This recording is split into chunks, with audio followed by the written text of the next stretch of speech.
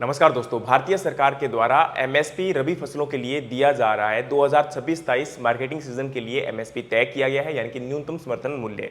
न्यूनतम समर्थन मूल्य अभी रबी फसलों के लिए गेहूं, जौ, चना, मसूर, सरसों, राई और कुसुम की फसल के लिए दिया गया है। आप लोग जानते हैं, हर सीजन से पहले जब बुआई स्टार्ट होती है तो उससे पहले एमएसपी तय किया जाता है। तो इस बार का एमएसपी 2585 रुपए गेहूं के लिए, 2150 रुपए जौ के लिए, 5875 रुपए चने के लिए, मसूर की दाल के लिए 7000, सरसों राई में 6200 और कुसुम के लिए 6540 रुपए हैं, जो कि पिछले साल के मुकाबले बढ़ोतरी जो है वो कुछ इस प्रकार से देखी गई है। सबसे ज्यादा अधिक बढ़ोतरी कुसुम के अंदर हुई है 600 रुपए, और 300 रुपए की बढ़ोतरी मसूर की दाल के लिए, 250 रुपए जो है वो सरसों और राई में आपका बढ़त देखने को मिल रही है।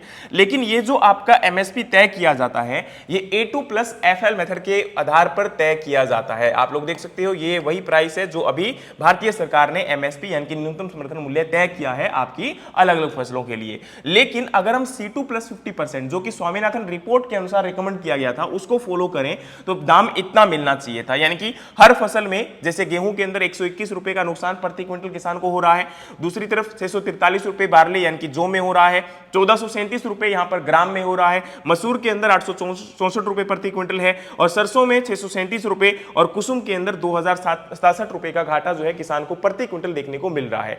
यह घाटा अगर देखा जाए तो आपका फिर भी किसान कहीं ना कहीं सहन कर सकता है अगर ये दाम किसान को अच्छे से मिलना स्टार्ट हो जाए।